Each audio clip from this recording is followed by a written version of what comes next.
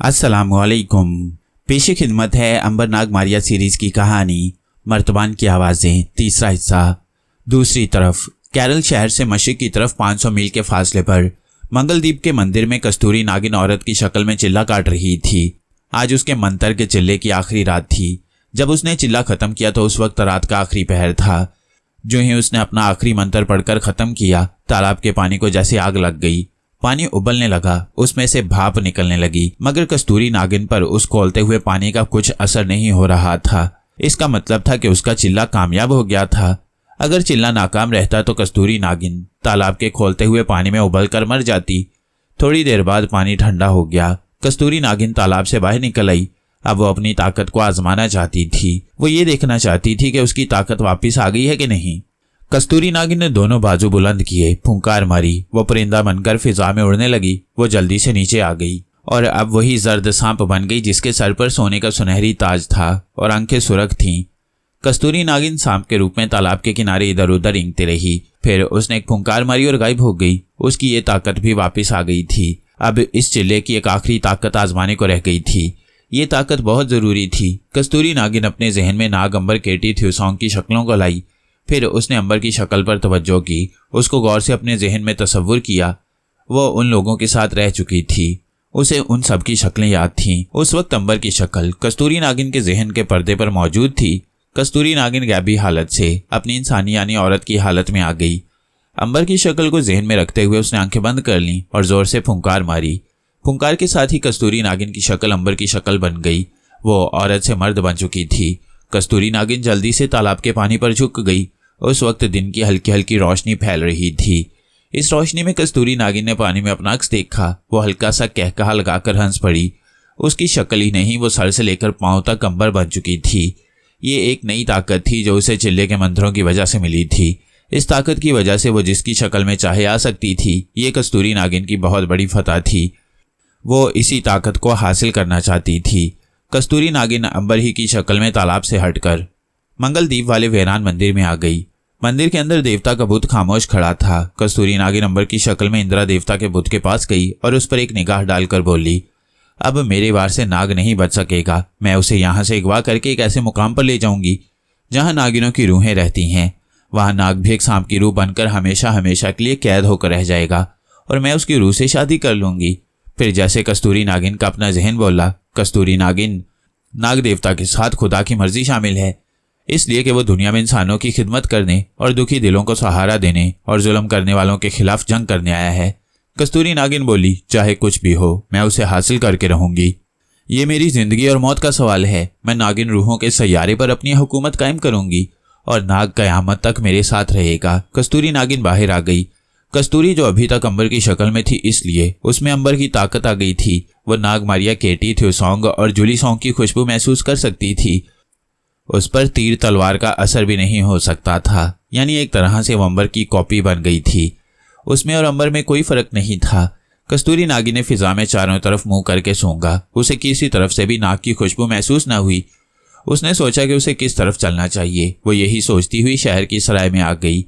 यहाँ एक काफिला केरल शहर की तरफ जा रहा था। ये वो शहर था जहाँ से 3 रोज पहले अंबरनाग, केटी, थ्यूसोंग, मारिया और जुलीसोंग बंगाल की तरफ रवाना हुए थे। कस्तूरी नागिन उस काफिले में शामिल हो गई। 3 दिन सफर करने के बाद कस्तूरी नागिन केरल पहुंच गई।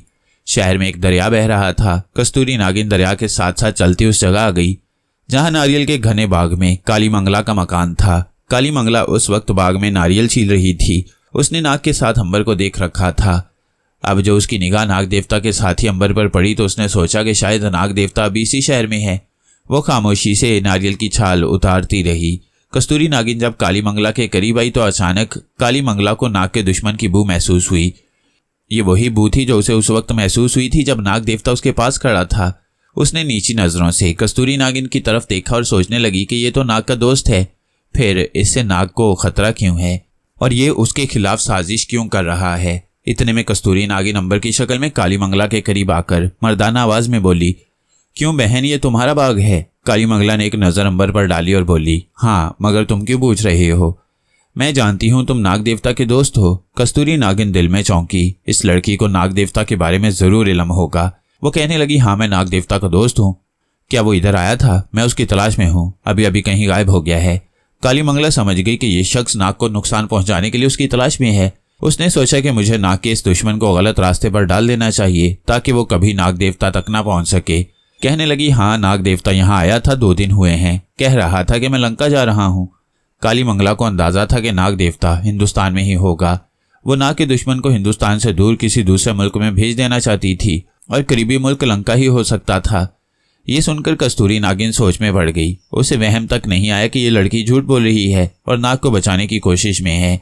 कस्तूरी नागिन ने कहा, तुम्हारा शुक्रिया बहन, मैं लंका जाकर अपने साथियों से जा मिलता हूँ। हाँ, अगर नाग देवता यहाँ आया तो उसे कहना कि अंबर लंका गया है। काली मंगला ने दिल में कहा, ये तो मैं मर भी जाऊं तो भी कभी ना कहूँ, मगर ऊपर से कहने लगी, अच्छा मैं कह दूंगी। कस्तूरी नागिन वहां से चली गई। लंका का मुल्क हिंदुस्तान के नीचे वाक़ है और जनूबी बंदरगाह से बादबानी जहाज कोई 2 घंटे में लंका पहुंच जाती हैं। कस्तूरी नागिन बाग में से निकलकर दूसरी तरफ गई तो काली मंगला ने कोठरी में मौजूद एक स्याह सांप को सांप की आवाज में कहा, फौरन नाग देवता के पास जाओ और कहो कि तुम्हारा दुश्मन तुम्हारी तरफ आ रहा है। उसका ख्याल था कि कस्तूरी नागिन जो अंबर की शक्ल में है सांपों की जुबान नहीं जानता होगा। उसे क्या मालूम था कि वो अंबर नहीं बल्कि कस्तूरी नागिन है और वो सांपों की जुबान जानती है। कस्तूरी नागिन ने जब काली मंगला को सांप की जुबान में एक सांप को नाग देवता को खबरदार करने के लिए रवाना होने का हुक्म दिया तो वो वहीं एक तरफ छुपकर खड़ी हो गई। काली मंगला की झोंपड़ी से एक काला सांप बाहर निकला। उसने शुमाल की तरफ रेंगना शुरू कर दिया। कस्तूरी नागिन ने फौरन अपनी शक्ल बदलकर बुलबुल की बनाई और काले सांप के ऊपर ऊपर उड़ने लगी। वो उसका ताकुब करना चाहती थी क्योंकि सांप को नाग देवता की खुशबू सबसे पहले महसूस हो जाती है। सांप दरिया में उतर गया और उसकी सतह पर तैरने लगा। दरिया पार करके वो जंगल में दाखिल हो गया। वो शुमाल की तरफ जा रहा था और थोड़ी थोड़ी देर बाद वो फन घुमाकर नाग देवता की बू ले लेता था। ये बू कस्तूरी नागिन को महसूस नहीं हो रही थी मगर सांप बाकायदा महसूस कर रहा था और उसे यकीन था कि वो बहुत जल्द नाग देवता के पास पहुंचकर उसको दुश्मन से खबरदार कर सकेगा। कस्तूरी नागिन बुलबुल की शक्ल में उसके ऊपर उड़ती चली जा रही थी। काले सांप की रफ्तार बहुत तेज थी। खुले मैदान में आकर उसकी रफ्तार और ज्यादा तेज हो जाती थी। दूसरी तरफ अंबरनाग, मारिया, थ्यूसोंग और जुलीसोंग बंगाल के सबसे बड़े शहर कोली पहुंच चुके थे। कोली का शहर उस जमाने में बंगाल का दारुल हुकूमत था और दरिया के किनारे आबाद था। इसी दरिया के किनारे एक जगह कारवांसराय थी। अंबरनाग, मारिया, केटी, थ्यूसोंग और जुलीसोंग उसी कारवांसराय में जाकर उतरे थे। वो दिन में शहर की सैर करते और शाम को सराय में वापस आ जाते। जब कस्तूरी नागिन बुलबुल की शक्ल में बंगाल के शहर में करीब आई तो काले नाग को नाग देवता की खुशबू ज्यादा तेजी से आने लगी। उसने अपनी रफ्तार ज्यादा तेज कर दी। अब कस्तूरी नागिन समझ गई कि उसने नाग की बू सूंघ ली है। बुलबुल की शक्ल में कस्तूरी नागिन को नाग की खुशबू नहीं आ सकती थी। अब कस्तूरी नागिन एक चाल चली। वो काफी आगे जाकर जमीन पर उतर आई। उस कच्चे रास्ते पर काला सांप चला रहा था। कस्तूरी नागिन ने बैठे बैठे वहां नाग की शक्ल को अपने जहन में जमाया और जोर से फुंकार मारी। दूसरे लम्हे वो कस्तूरी नागिन से नाग बन गई। वही नाग की शक्ल, वही कद काठ, वही आंखें, वही चेहरा। इतने में काला सांप भी वहां पहुंच गया।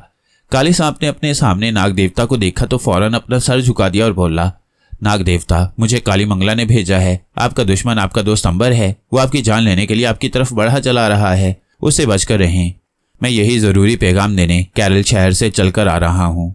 कस्तूरी नागिन ने सांप की जुबान में कहा, काली मंगला से कहना कि उसका बहुत बहुत शुक्रिया। मैं अंबर से होशियार रहूंगा। अब तुम वापस जा सकते हो। काला सांप वहीं से सलाम करने के बाद वापस केरल की तरफ रवाना हो गया। कस्तूरी नागिन नाग की शक्ल में मुस्कुराने लगी। उसने दूर कोली शहर की इमारतों को देखकर सांस लिया। नाग अंबर, मारिया, केटी, थ्यूसोंग और जुलीसोंग की खुशबू से साफ आ रही थी। कस्तूरी नागिन बहुत खुश हुई। वो अपने शिकार के करीब पहुंच चुकी थी। उसने वहीं से बुलबुल की शक्ल बदली और कोली शहर की तरफ उड़ना शुरू कर दिया। शहर में आते ही वो सीधी कारवांसराय के ऊपर आ गई। उसे बुलबुल की शक्ल में नाग की खुशबू तो नहीं आ रही थी मगर वो देखकर नाग, अंबर, थ्यूसोंग वगैरह को पहचान सकती थी। कस्तूरी नागिन ने बुलबुल की शक्ल में सराय के ऊपर चक्कर लगाने शुरू कर दिए। सराय के मैदान में मुसाफिर जगह जगह बैठे थे। घोड़े बंधे हुए चारा वगैरह खा रहे थे।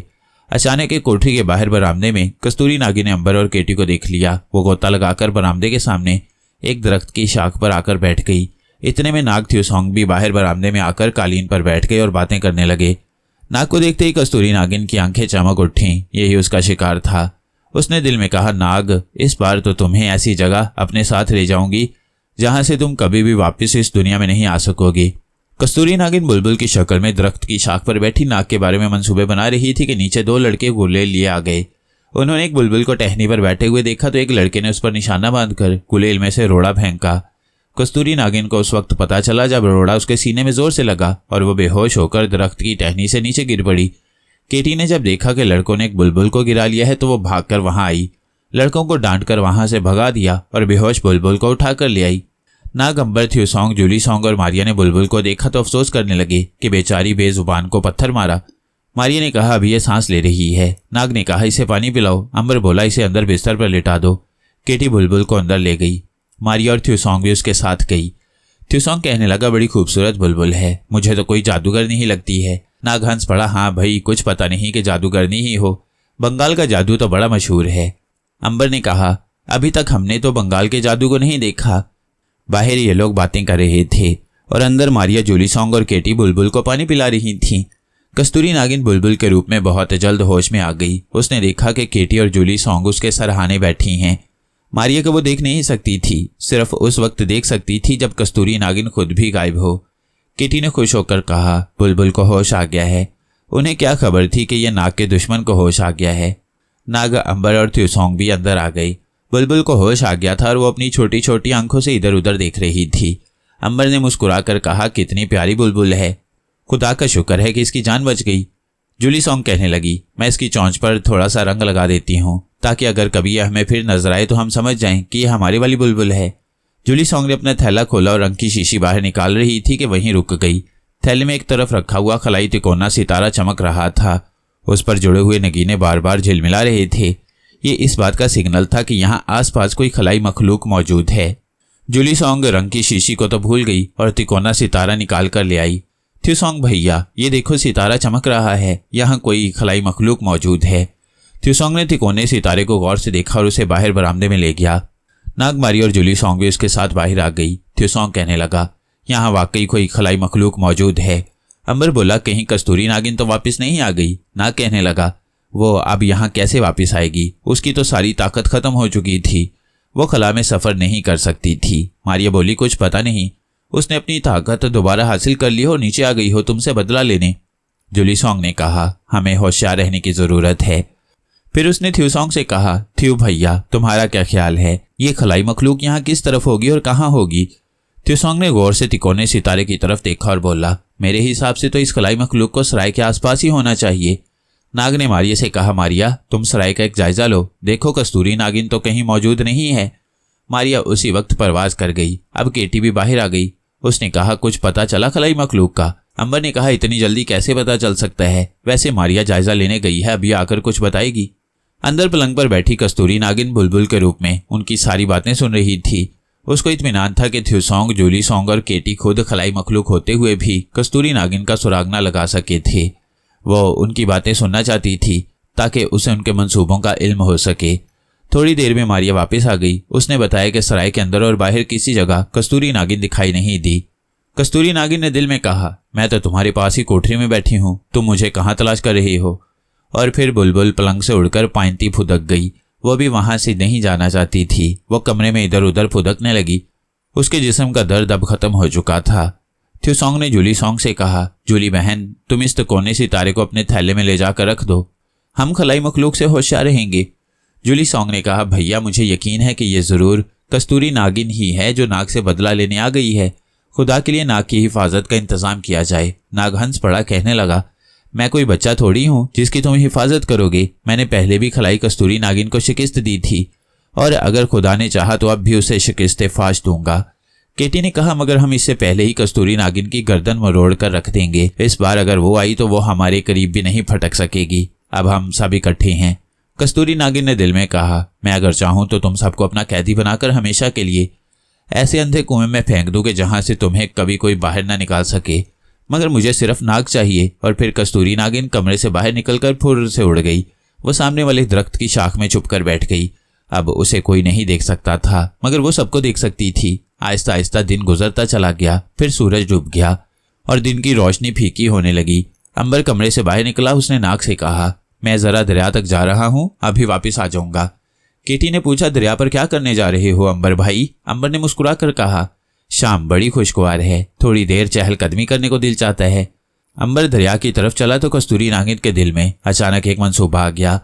वो भी दरख्त से उड़कर अंबर के ऊपर परवाज करने लगी। दरिया वहां से 1 मील के फासले पर था। उस जमाने में दरिया के किनारे दरख्तों का घना जखीरा हुआ करता था, जहां पुराने जमाने के कई गहरे कुएं और बाउलियां खुदी हुई थीं। अब ये बाउलियां और कुएं काम नहीं करते। अंबर दरिया के किनारे कुएं के पास चबूतरे पर बैठकर दरिया को देखने लगा। दरिया की लहरों पर गरूब होते सूरज की गुलाबी किरणें चमक रही थीं। कस्तूरी नागिन भी एक दरख्त के नीचे उतर आई। जमीन पर आते ही उसने थ्यूसोंग की शक्ल आंखों में जमाई और दूसरे लम्हे वो थ्यूसोंग बन चुकी थी। थ्यूसोंग की शक्ल में आते ही कस्तूरी नागिन आहिस्ता आहिस्ता चलती अंबर के पास आ गई। अंबर ने थ्यूसोंग को देखा तो हैरान होकर बोला, अरे थ्यू भाई, तुम मेरे पीछे पीछे आ गई। कस्तूरी नागिन यानी थ्यूसोंग ने कहा, केटी और जूली सॉन्ग का इसरार था कि मैं तुम्हारी हिफाजत करूं। अंबर मुस्कुराते हुए दरिया के हुस्न और खूबसूरती को देख रहा था। उसने थ्यूसोंग से कहा, यह दरिया बहुत खूबसूरत है। कस्तूरी नागिन यानी थ्यूसोंग उसके करीब ही चबूतरे पर बैठ गया। कस्तूरी नागिन अब बड़े गौर से अंबर की गर्दन को देखने लगी। अंबर ने पूछा, तुम मेरी गर्दन को क्या देख रही हो थ्यूसोंग? कस्तूरी नागिन यानी थ्यूसोंग बोला, ये तुम्हारी गर्दन पर हल्का सा उभार कहाँ से आ गया? और कस्तूरी नागिन ने अपनी उंगली अंबर की गर्दन पर रख दी। कस्तूरी नागिन चूंकि थ्यूसोंग की शक्ल में थी, इसलिए उसमें थ्यूसोंग की सारी ताकत मौजूद थी। उंगली के छूते ही अंबर छोटी उंगली के बराबर हो गया। उसने उछलते हुए बारीक आवाज में कहा, यह क्या मजाक है थ्यूसोंग, मुझे बड़ा करो। कस्तूरी नागिन ने अंबर को फौरन उठाया और एक रोड़े की तरह अंधे कुएं में फेंक दिया। फिर उसने झुककर कुएं में देखा। कुआं बहुत गहरा था और उसमें से अंबर बाहर नहीं निकल सकता था। कस्तूरी नागिन वहां से तेजी से वापस पलटी और सीधी सराय की तरफ चल पड़ी। रास्ते में उसने अपनी शक्ल अंबर की शक्ल में तब्दील कर ली और जब वो सराय में केटी, जूली सॉन्ग और थ्यूसोंग मारिया के पास आई तो किसी को जरा सा भी शक न हुआ कि अंबर नहीं है, बल्कि नाग की दुश्मन कस्तूरी नागिन है। उसमें और अंबर की शक्ल में जरा सा भी फर्क नहीं था। अब कस्तूरी नागिन का निशाना नाग था। वो नाग के पास बैठ गई। नाग उसे अंबर ही समझ रहा था। उसने नाग से कहा, नाग भैया, मैंने रास्ते में एक झोंपड़ी में एक औरत देखी है। शायद उसे किसी जहरीले सांप ने डस लिया है। चलकर उसको ठीक कर दो। नाग बोला, चलो, इसमें पूछने की क्या बात है, ये तो मेरा इंसानी फर्ज है। नाग ने जूली सॉन्ग, केटी, मारिया और थ्यूसोंग से कहा कि वो एक औरत की जान बचाने जा रहा है, अभी आ जाएगा। कस्तूरी नागिन को यह डर था कि कहीं मारिया भी साथ ना चल पड़े। चुनाचे उसने खास तौर पर मारिया से मुखातिब होकर कहा, मारिया, तुम हमारे साथ आने की बजाय इस जगह रहना। इनकी हिफाजत की जिम्मेदारी भी तुम पर आती है। मारिया ने अंबर की बात सुनी तो वो बोली, मैं तो यहीं रहूंगी, मगर तुम दोनों जल्दी वापस आ जाना। कस्तूरी नागिन यानी अंबर ने कहा, बस अभी आए कि आए। कस्तूरी नागिन यानी अंबर नाग को लेकर दरिया के किनारे एक वीरान से झोंपड़े के पास आ गया।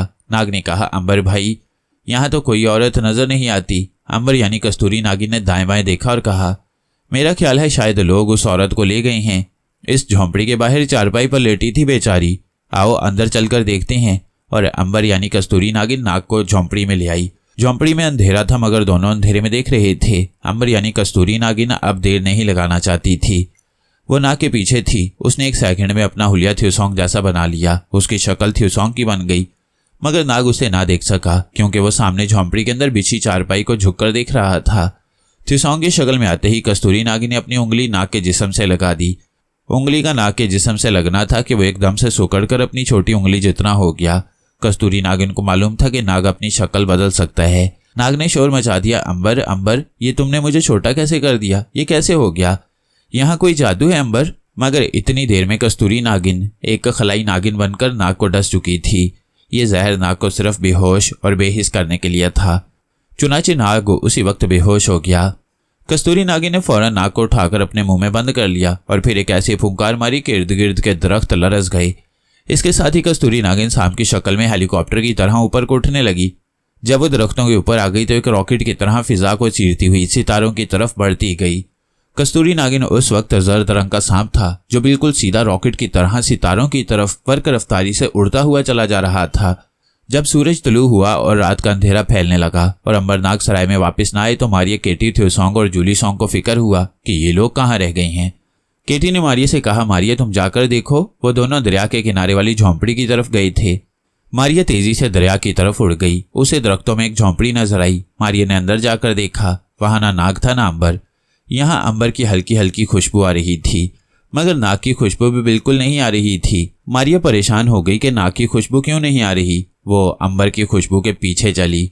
ये खुशबू उसे उस कुएं के पास ले आई जिसके अंदर से अंबर की बहुत ही कमज़ोर सी आवाज़ आ रही थी, क्योंकि अंबर ने भी मारिया की हल्की हल्की खुशबू महसूस कर ली थी। मारिया कुएं में उतर गई। क्या देखती है कि अंबर उंगली के साइज का हो गया है और परेशानी की हालत में चिल्ला रहा है, मारिया मैं यहाँ हूँ। मारिया ने जल्दी से उसे उठाया और कहा, अंबर तुमको छोटा किसने बना दिया? अंबर ने कमजोर बारीक आवाज में कहा, यह मजाक मेरे साथ थ्यूसोंग ने किया है। मारिया ने ताज्जुब से कहा, थ्यूसोंग तो हमारे पास सराय में बैठा है। और ये कहते ही मारिया ने अंबर को उठाया और सराय में ले आई। थ्यूसोंग, केटी और जूली सॉन्ग अंबर को छोटा सा देखकर दंग रह गई। थ्यूसोंग ने फौरन अंबर को उंगली लगाकर बड़ा कर दिया। अंबर ने बड़ा होते ही कहा, नाग कहाँ है? उसे बताया गया कि वो तो खुद नाग को लेकर गया था। अंबर ने कहा कि वो नाग को बिल्कुल अपने साथ नहीं ले गया, बल्कि पहले जब वो दरिया की सैर करने गया था तो थोड़ी ही देर बाद थ्यूसोंग उसके पास आ गया था। फिर उसने उसे उंगली लगाकर छोटा कर दिया। थ्यूसोंग बोला, पहली बात तो ये है कि मैं तुम्हारे दरिया पर जाने से लेकर तुम्हारे वापस आने तक इनके पास ही रहा हूँ। जूली सॉन्ग, केटी और मारिया अजीब परेशानी के आलम में खड़ी उनकी बातें सुन रही थीं। मारिया बोली, मुझे तो कोई गड़बड़ लगती है थ्यूसोंग भाई। अंबर ने कहा, जरा ठहरो। अंबर तेजी से अंदर कोठरी में आ गया। उसके साथ साथ जूली सॉन्ग वगैरह भी थीं। अंबर ने जूली सॉन्ग से कहा, तिकोना सितारा थैले में से निकाल कर देखो। जूली सॉन्ग ने फौरन थैले में से तिकोना सितारा निकाल कर देखा। वो बोली, इसमें रोशनी नहीं हो रही, इसके नगीने बुझे हुए हैं। अंबर बोला, इसका मतलब है कि खलाई मखलूक अब यहाँ पर मौजूद नहीं है। थ्यूसोंग ने जोरदार आवाज में कहा, मुझे खतरा है कि ये वही खलाई मखलूक थी जो इससे पहले भी नाग को अगवा करके ले गई थी। तुम्हारा मतलब कस्तूरी नागिन से है? केटी ने पूछा। अंबर बोला, जाहिर है, उसके सिवा और कौन हो सकता है? देखो, पहले तिकोना सितारा सिग्नल दे रहा था। उस वक्त खलाई मखलूक कस्तूरी नागिन हमारे इर्द गिर्द मौजूद थी और अब तिकोना सितारा इसलिए बुझ गया है कि वो नाग को अगवा करके ले जा चुकी है। थ्यूसोंग ने कहा, जब भी तो नाग की खुशबू तक नहीं आ रही। मारिया ने कहा, सवाल तो यह है कि कस्तूरी नागिन उसे कैसे अगवा करके ले गई है? कहीं वो हम में से किसी की शक्ल इख्तियार करके तो नहीं आई थी? थ्यूसोंग ने झट कहा, बिल्कुल ठीक है, उसने मेरी शक्ल इख्तियार करके तुम्हें छोटा किया है, मगर वो नाग को लेकर कहाँ गई होगी? मारिया ने सांस भरकर कहा, जाहिर है उसे लेकर खलाई सियारे में ही गई होगी। अब नाग को वहां से लाना कुछ दुश्वार लग रहा है। जूली सॉन्ग बोली, दुश्वार कोई चीज नहीं होती, हम नाग को वापस लाकर ही दम लेंगे। केटी ने आह भरकर कहा, काश अंबर नाग को लेकर ना जाता। अंबर बोला, मैं उसे कहाँ ले गया था? मैं तो उस वक्त अंधे कुएं में पड़ा था। थ्यूसोंग कहने लगा, अब एक दूसरे की शिकायत करना फजूल है, अब तो ये सोचना है कि नाग की तलाश कहाँ से शुरू की जाए। थ्यूसोंग ने कहा, हमारा खला में जाना नामुमकिन है। हाँ, पहले की तरह इस बार भी नाग को खुद ही वहां से निकलकर जमीन पर वापस आना होगा। हो सकता है कि नागिन इस दफा नाग को खलाई दुनिया में ना ले गई हो, बल्कि वो इसी दुनिया में कहीं मौजूद हो। अंबर बोला, हाँ ऐसा हो सकता है, बहुत मुमकिन है कि नाग इसी दुनिया में हो। हमें हिम्मत नहीं हारनी चाहिए। आपस में सर जोड़कर बैठते हैं और सबसे पहले ये फैसला करते हैं कि हमें नाग की तलाश कहाँ से शुरू करनी चाहिए। अंबर, मारिया, नाग, केटी, थ्यूसोंग और जूली सॉन्ग गौर फिक्र करने लगे। आखिर वो इस फैसले पर पहुंचे कि उन्हें हिंदुस्तान के शुमाल की जानिब तिब्बत में जाना चाहिए। इसकी वजह थ्यूसोंग और केटी ने यह बताई कि हिंदुस्तान में सिर्फ शुमाल की जानिब तिब्बत ही एक ऐसा इलाका है जहां आज से हजारों बरस पहले खलाई जहाज उतरा करते थे। इसलिए अब भी मुमकिन है कि कस्तूरी नागिन नाग को लेकर वहां गई हो ताकि उसे वापस अपनी खलाई दुनिया में जाने का मौका मिल सके। क्या वहां आज भी खलाई जहाज मौजूद होगा? जूली सॉन्ग ने पूछा। थ्यूसोंग ने कहा, हो सकता है कि खलाई जहाज ना हो, लेकिन वहां अगर एक बार खलाई जहाज उतरा है तो दूसरी बार भी उतर सकता है। केटी ने थ्यूसोंग की तायद करते हुए कहा, कस्तूरी नागिन बहरहाल नाग को अपनी खलाई दुनिया में ही ले जाएगी और उसे तिब्बत के इलाके से ही खलाई जहाज मिल सकता है या वो उसका इंतजार कर सकती है। मारिया ने कहा, तो फिर यहाँ बैठने की बजाय हमें आज ही तिब्बत की तरफ कूच कर जाना चाहिए। जूली सॉन्ग और अंबर ने भी इस ख्याल को पसंद किया और वो एक रोज सराय से निकलकर हिंदुस्तान के शुमाल में वाक़ तिब्बत की तरफ रवाना हो गई। उन दिनों तिब्बत में आबादी बहुत कम थी और सिर्फ एक ऐसी कौम आबाद थी जो बिजली, पानी और आग के देवताओं के बुत बनाकर उनकी पूजा करती थी। उनका बादशाह लकड़ी के बने हुए कालीशान महल में रहता था। वो लोग बादशाह को देवता का रूप समझते थे और उसकी भी पूजा करते थे। कस्तूरी नागिन नाग को छोटे कद का बनाकर खुद सांप की शक्ल में खला में ऊपर ही ऊपर उड़ती चली जा रही थी। नाग इंसानी शक्ल में उंगली जितने साइज का होकर कस्तूरी नागिन के मुंह में था। कस्तूरी नागिन इस बार जिंदा नागिनों की दुनिया में जाने की बजाय नागिन रूहों के एक वीरान और सुनसान और बेआबाद सैयारे पर उतर आई, जहां जमीन की तरह की फिजा थी। वहां पानी भी था, घास फूस और दरख्त भी थे और सूरज भी तुलू और गुरूब होता था। मगर यहाँ दुनिया की तरह के लोग आबाद नहीं थे, बल्कि उनकी बजाय उन नागिनों की रूहें आबाद थीं जो कस्तूरी नागिन के सैयारे में मर जाती थीं। उनकी हड्डियों के पिंजर तो वहीं रख लिए जाते थे और नागिनों की रूहें इस सैयारे पर आ जाती थीं जहां कस्तूरी नागिन नाग को लेकर आई थी। अपने सैयारे पर कस्तूरी नागिन जा सकती थी, मगर उसे खतरा था कि वजीर नागिन या दूसरी किसी नागिन से साजिश करके नाग दोबारा फरार हो जाएगा। इसलिए कस्तूरी नागिन ने इस बार वीरान और सुनसान नागिन रूहों के सैयारे को पसंद किया था। इस सैयारे में बेशुमार चट्टानें और पहाड़ थे। उन पहाड़ों में बुलंदी पर जाकर एक खुला अहाता था। उस अहाते में छोटे छोटे हुजरे बने हुए थे। उन हुजरों में मरी हुई नागिनों की रूहें रहती थीं। उन रूहों के अहाते के पीछे अजीबोगरीब किस्म के दरख्त थे। उन दरख्तों के दरमियान एक पुराना महल बना हुआ था। इस महल में भी नागिनों की रूहें रहा करती थीं, मगर अब कोई ऐसी पुरस्कार से आकर वहां रहने लगी थी कि नागिन रूहें भी वहां से डरकर रूहों के अहाते में चली गई थीं। और उस पुरस्कार शय के बारे में कस्तूरी नागिन को भी अभी तक मालूम नहीं था। कस्तूरी नागिन नाग को लेकर उसी महल में आ गई। वो नहीं जानती थी कि रूहों के महल में कोई पुरस्कार शय आ गई है। नागिन रूहों का पुराना महल बिल्कुल वीरान पड़ा था। कस्तूरी नागिन ने आते ही अपनी शक्ल इंसानी शक्ल में तब्दील की और नाग को एक बोतल में बंद करके महल की दीवार में बनी हुई एक अलमारी में रख दिया। इसके बाद वो सीधी रूहों के अहाते में आ गई। चूंकि वो नागिनों की मलका थी, इसलिए मुर्दा नागिनों की रूहें उसके बुलाने पर फौरन अपने अपने आसेबी हुजरों से निकलकर कस्तूरी नागिन की खिदमत में हाजिर हो गईं। कस्तूरी नागिन ने उन्हें महल के ऊपर वाले खास कमरे को साफ करने का हुक्म दिया तो नागिनों की रूहों ने उसे बताया कि रूहों के महल पर किसी पुरस्कार आसिफ का कब्जा है और वहां से रात को ऐसी डरावनी आवाजें आती हैं कि जैसे मुर्दा लाशें रो रही हों। कस्तूरी नागिन ने उन्हें डांटते हुए कहा, मैं नागिनों की मलका हूँ। किसी आसिफ में इतनी जुर्रत नहीं है कि हमारे महल पर कब्जा करे।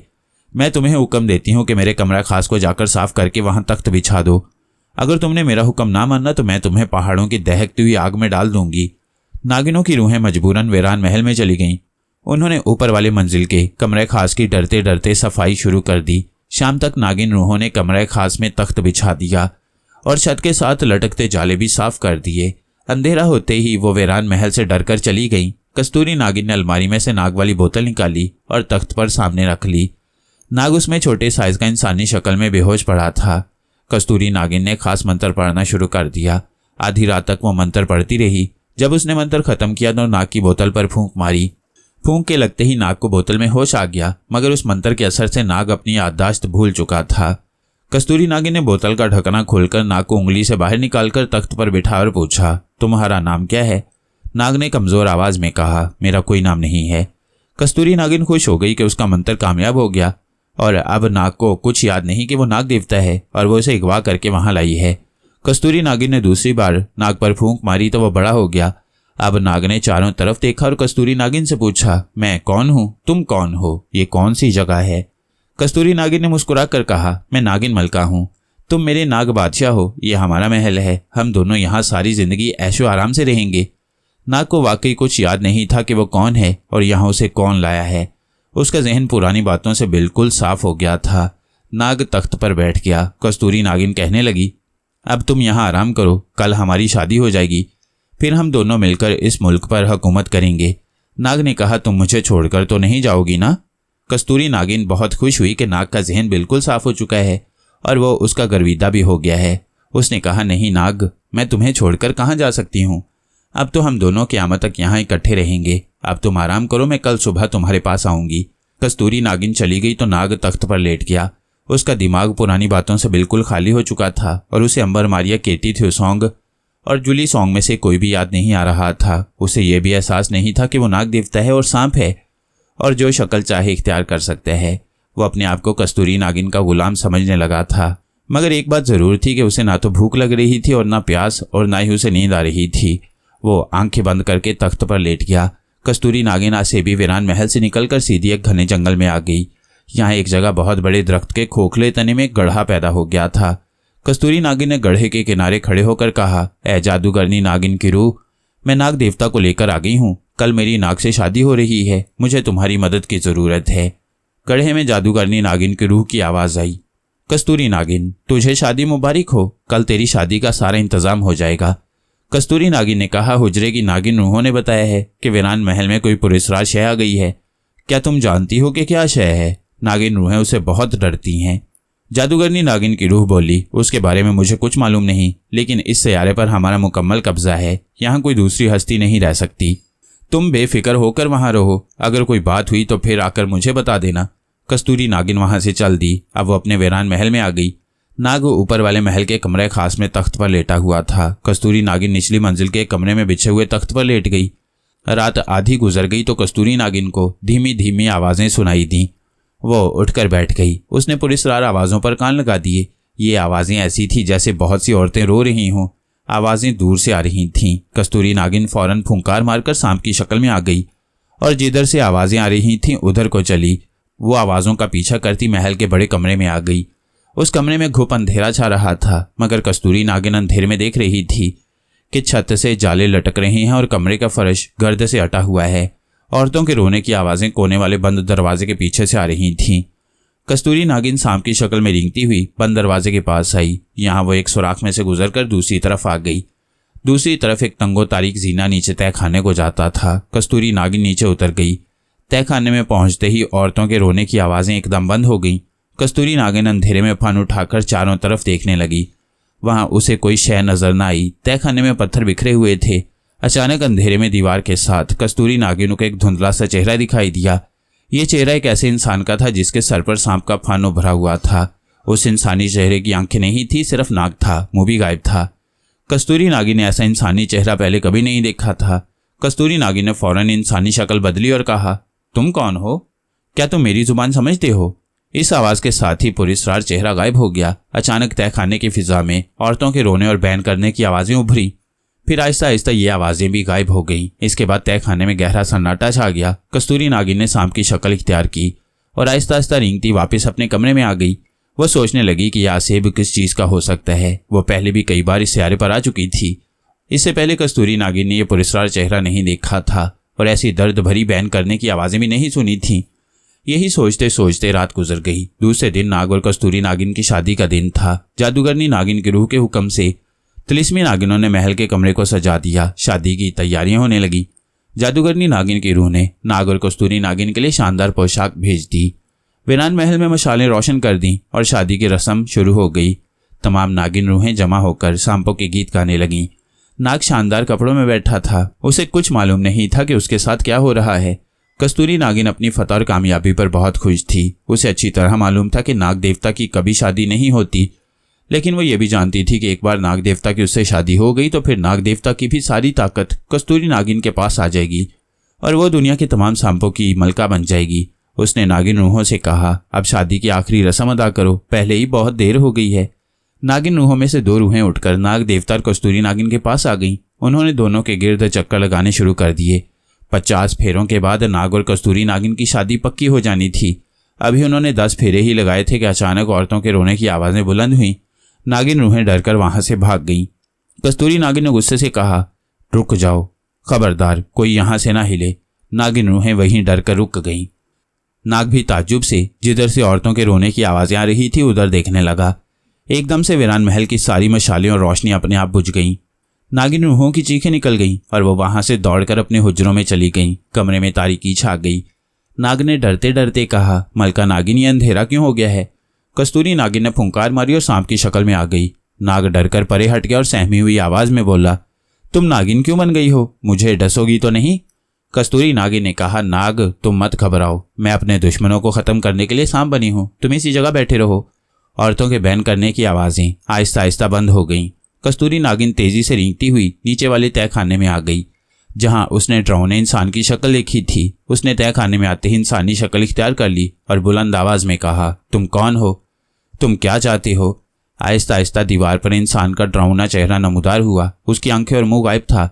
सर पर सांप का फन उठा हुआ था। कस्तूरी नागिन को एक अजीब सी गहरे कुएं से निकलती आवाज सुनाई दी, क्या तुम नहीं जानती कि नाग देवता की शादी नहीं हो सकती? कस्तूरी नागिन ने जवाब दिया, तुम कौन होते हो मुझे इस शादी से रोकने वाले? मैं नाग देवता से शादी करूंगी और दुनिया के तमाम सांपों की मलका बन जाऊंगी। तुम मेरे रास्ते से हट जाओ, नहीं तो मैं तुम्हें पहाड़ों की खोलती हुई आग में डाल दूंगी। एकदम से कई औरतों के रोने की आवाज बुलंद होकर खामोश हो गई। फिर डरावने इंसान की शक्ल और गहरी आवाज बुलंद हुई, तुम नहीं जानती कि किससे बात कर रही हो। तुम मेरी ताकत से वाकिफ नहीं हो। तुमने नाग देवता की याददाश्त गायब करके बहुत बड़ा जुर्म किया है। तुम्हें इसकी भी सजा मिलेगी। अब तुम हमेशा के लिए इस तहखाने में कैद कर दी गई हो। अब दोबारा इस कैद खाने से तुम कभी भी बाहर नहीं निकल सकोगी। इसके साथ ही औरतों के रोने की आवाजें एक बार फिर बुलंद होकर चुप हो गईं। तहखाने की दीवार पर से उस डरावने इंसान का चेहरा भी गायब हो गया। कस्तूरी नागिन ने नफरत से कहा, मैं तुम्हें जिंदा नहीं छोड़ूंगी।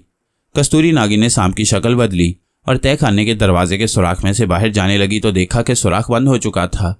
कस्तूरी नागिन ने दरवाजे को जोर से धक्का दिया मगर दरवाजा जैसे पत्थर हो गया था। कस्तूरी नागिन ने फुंकार मारी, उसके मुंह से शोला निकलकर दरवाजे से टकराया मगर दरवाजा तो पत्थर बन चुका था। उस पर आग का कोई असर न हुआ। कस्तूरी नागिन अब कुछ घबराई। उसने एक बारीक सांप की शक्ल बदली और दरवाजे में से गुजरने की कोशिश की मगर दरवाजे में कोई छोटी सी दर्ज भी नहीं थी। उसने फुंकार मारकर दोबारा इंसानी शक्ल इख्तियार कर ली मगर इंसानी शक्ल में आकर भी वह दरवाज़ा न खोल सकी क्योंकि दरवाज़ा बिल्कुल पत्थर की सील बन चुका था। कस्तूरी नागिन ने बुलंद आवाज़ में कहा, तुम जो कोई भी हो मुझे यहाँ कैद नहीं रख सकते। जादूगरनी नागिन की रूह मुझे यहाँ से निकाल लेगी। किसी ने कोई जवाब न दिया। कस्तूरी नागिन तहखाने में बंद सर पटकती रह गई। उसी वीरान महल की दूसरी मंजिल में नाग अकेला तख्त पर बैठा कस्तूरी नागिन का इंतजार कर रहा था कि अंधेरे में सामने वाली दीवार पर वही डरावना चेहरा उभरा। नाग ने देखा कि उस चेहरे के सर पर सांप का फन उठा हुआ था। उसकी आंखें और मुंह गायब था। नाग ने हैरत से पूछा, तुम कौन हो? डरावने चेहरे की आवाज आई, नाग देवता, ये औरत तुम्हें अपने जादू के जोर से यहाँ उठाकर ले आई है। तुम नाग देवता हो, तुम्हारी शादी नहीं हो सकती। नाग को याद नहीं था कि वो नाग देवता है। उसने कहा, ये तुम क्या कह रहे हो डरावने इंसान? मैं नाग देवता कहाँ हूँ? मैं तो एक मामूली इंसान हूँ और मलका नागिन ने मेरा नाम नाग रख दिया है। वो मेरी दुल्हन है। बताओ मेरी दुल्हन कहाँ है? पुरस्कार आवाज ने कहा, तुम्हारी दुल्हन इस महल के पिछवाड़े कुआं है, उस कुएं पर वो तेरा इंतजार कर रही है। नाग जल्दी से महल के पिछवाड़े आ गया। वहां एक कुआं था। उसने देखा वहां कोई कस्तूरी नागिन नहीं थी। उसकी बजाय कुएं में से वही डरावना चेहरा उभरा। उस चेहरे के सर के ऊपर सांप का फन ऊपर को उठा हुआ था। नाग उसकी तरफ देख रहा था कि डरावने चेहरे के माथे से रोशनी की एक किरण निकलकर सीधी नाग के माथे पर पड़ी। एक चकाचौंध सी हुई और फिर अंधेरा छा गया। इस रोशनी की किरण से नाग की सारी खोई हुई याददाश्त वापिस आ गई। उसने हैरानी से आसपास और फिर डरावने चेहरे को देखा। वो फौरन समझ गया कि ये तो हर्ष नाग का चेहरा है। हर्ष नाग सिर्फ दुनिया का ही नहीं बल्कि सारे सैयारे के सांपों का देवता था। नाग ने फौरन अदब से सलाम किया और कहा, अजीम हर्ष नाग को मेरा सलाम पहुंचे। मैं यहाँ कैसे आ गया हूँ? तब हर्ष नाग ने नाग को सारी बात बयान की कि उसे कस्तूरी नागिन शादी करने के लिए वहां ले आई थी। नाग ने पूछा, हाँ मुझे याद आ गया। उसने थ्यूसोंग की शक्ल में आकर मुझे छोटा करके बेहोश कर दिया था। अब वो कहाँ है? हर्ष नाग ने कहा, वो इस सैयारे के महल के तहखाने में हमेशा के लिए कैद कर दी गई है। अब वो तुम्हारा कुछ नहीं बिगाड़ सकती। नाग ने पूछा, ये सैयारा कौन सा है? हर्ष नाग ने कहा, तुम अपनी ज़मीन से इतनी दूर आ गए हो कि मीलों में इस फासले को बताया नहीं जा सकता। नाग बोला, मैं अपने साथियों अंबरनाग, केटी, थ्यूसोंग, मारी और जोलीसोंग के पास वापस जाना चाहता हूँ। हर्ष नाग ने कहा, तुम एक बार कस्तूरी नागिन की कैंचली से गुजर चुके हो, इसलिए खला में रोशनी की रफ्तार से सफ़र कर सकते हो। तुम इस जगह से उकाब की शक्ल में ऊपर आसमान की तरफ उड़ जाओ। उड़ते उड़ते जब तुम्हें इस सैयारे की ज़मीन नजर आना बंद हो जाएगी तो सांप की शक्ल इख्तियार कर लेना। फिर खलाई कशिश तुम्हें अपने आप खींचकर रोशनी की रफ्तार में तब्दील कर देगी और तुम वापस अपनी दुनिया में पहुंच जाओगे। नाग ने कहा, अजीम हर्ष नाग, मैं अपनी दुनिया में किस मुकाम पर उतरूंगा? क्या मैं अपने दोस्तों से मिल सकूंगा या मुझे उनकी तलाश में जंगलों सहराओं की खाक छाननी पड़ेगी? हर्ष नाग ने कहा, यह मैं कुछ नहीं कह सकता। तुम अपने दोस्तों के करीब भी उतर सकते हो और इतनी दूर भी उतर सकते हो कि तुम्हें हजारों मील का सफ़र करके अपने दोस्तों को तलाश करना पड़े। नाग बोला, अजीम हर्ष नाग, मैं तुम्हारा शुक्रिया अदा करता हूँ। अगर तुम मेरी इस वक्त मदद ना करते तो मैं कस्तूरी नागिन से ब्याह करके नाग देवता की बजाय एक आम सांप बन चुका होता। हर्ष नाग ने कहा, हमें हर सैयारे के नाग देवता की हिफाजत करनी पड़ती है। अब तुम परवाज कर जाओ। नाग ने हर्ष नाग को सलाम किया। सांस लेकर जोर से फुंकारा तो वो स्याह उकाब बन गया। उकाब बनते ही उसने उड़ान भरी और आसमान की तरफ परवाज कर गया। वो बिल्कुल सीधा आसमान की बुलंदियों को चीरता हुआ ऊपर ही ऊपर उड़ता चला जा रहा था। उसकी रफ्तार खासी तेज थी। जब नाग ने देखा कि नीचे सैयारे की जमीन नजर नहीं आ रही तो उसने फुंकार मारी और सांप की शक्ल इख्तियार करके बिल्कुल सीधा हो गया। अब वो रोशनी की रफ्तार में आ गया। उसे एक धक्का लगा और रॉकेट की तरह रात की फिजाओं में गुम हो गया। हर्ष नाग ने अपना फर्ज अदा कर दिया था। वो कई रोज से इस वीरान महल में था क्योंकि उसे इल्म हो गया था कि कस्तूरी नागिन नाग देवता को अगवा करके वहां ला रही है और नाग देवता को बचाना हर्ष नाग की जिम्मेदारी थी। इस फर्ज को अदा करने के बाद हर्ष नाग भी इस सैयारे से कूच कर गया, मगर कस्तूरी नागिन पर उसका तिलिस्म उसी तरह कायम रहा और तहखाने में ही बंद पड़ी रही। 2 रोज बाद जादूगरनी नागिन की रूह को इल्म हुआ कि कस्तूरी नागिन को हर्ष नाग ने वीरान महल के तहखाने में बंद कर दिया है। हर्षनाग के वहां से जाते ही जादूगरनी नागिन की रूह को अपने आप पता चल गया कि ये तो सारी कारिस्तानी हर्षनाग की थी। उसने कस्तूरी नागिन को तय खाने से बाहर निकालकर आज़ाद कराने का फैसला कर लिया। अगरचे वह हर्षनाग के तिलिस्म का मुकाबला नहीं कर सकती थी, लेकिन कस्तूरी नागिन को बचाना भी जरूरी था, क्योंकि वो खुद चाहती थी कि कस्तूरी नागिन का नाग देवता से ब्याह हो जाए और वह दुनिया के सांपों की भी मलका बन जाए। जादूगरनी नागिन की रूह अपने कड़हे से बाहर निकल आई थी। उसने धुएं की नजर न आने वाली लहर की तरह हवा के दोष पर उस वीरान महल की तरफ बढ़ना शुरू किया, जिसके तय खाने में कस्तूरी नागिन कैद थी। नागिन की रूह वीरान महल के दरवाजे पर आकर रुक गई। आगे हर्षनाग के जादू की सरहद शुरू हो जाती थी। इससे आगे क्या हुआ, ये जानिए सीरीज की अगली कहानी में। अगर आपने अभी तक चैनल को सब्सक्राइब नहीं किया तो चैनल को सब्सक्राइब कीजिए